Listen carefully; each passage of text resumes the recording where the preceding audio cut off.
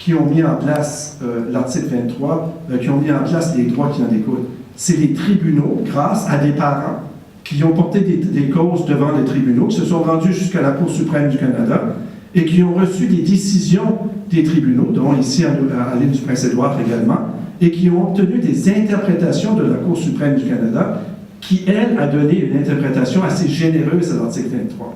Donc, si on doit aujourd'hui remercier quelqu'un, pour ça, ce sont tous ces parents-là, partout au Canada, qui ont porté ces dossiers jusque devant les tribunaux, et également les tribunaux qui, eux, ont donné une interprétation assez généreuse à l'article 23.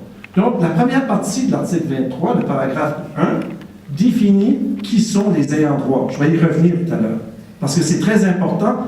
L'article 23 donne des droits à certaines catégories d'individus, leur donne le droit de pouvoir revendiquer le droit à l'instruction de la langue de la minorité.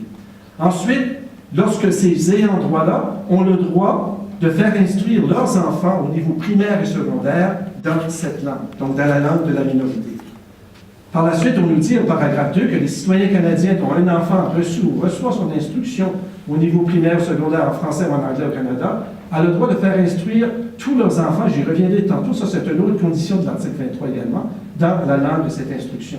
Donc le droit qui est reconnu aux citoyens canadiens par les paragraphes 1 et 2, de faire instruire leurs enfants au niveau primaire et secondaire dans la langue de la minorité anglophone de la province, s'exerce partout dans la province où le nombre des enfants des citoyens qui ont ce droit est suffisant pour justifier à leur endroit la prestation sur les fonds publics de l'instruction de la langue de la minorité et comprend également, lorsque le nombre de ces enfants le justifie, le droit de les faire instruire dans des établissements d'enseignement de la minorité linguistique financés sur des fonds publics. Je vous disais tantôt, le 2 qui était très important, oui, on va dire quand je fais un petit putain, c'est ce 2-là qui est très important. Ce 2-là, toute la disposition est importante pour le droit à l'instruction.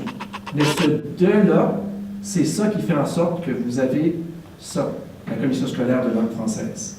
C'est de ce 2-là que découle le droit de gestion et de contrôle des commissions. Parce que la Cour suprême a dit, si ce sont des établissements de la minorité linguistique, ça doit être des institutions qui relèvent de son droit de gestion et de contrôle. Si j'avais à côté la version anglaise ne dit pas ça.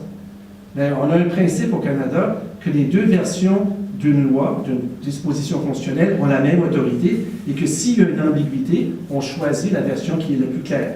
Et la Cour a choisi, dans ce cas-ci, comme étant la version la plus claire, la version française de la disposition.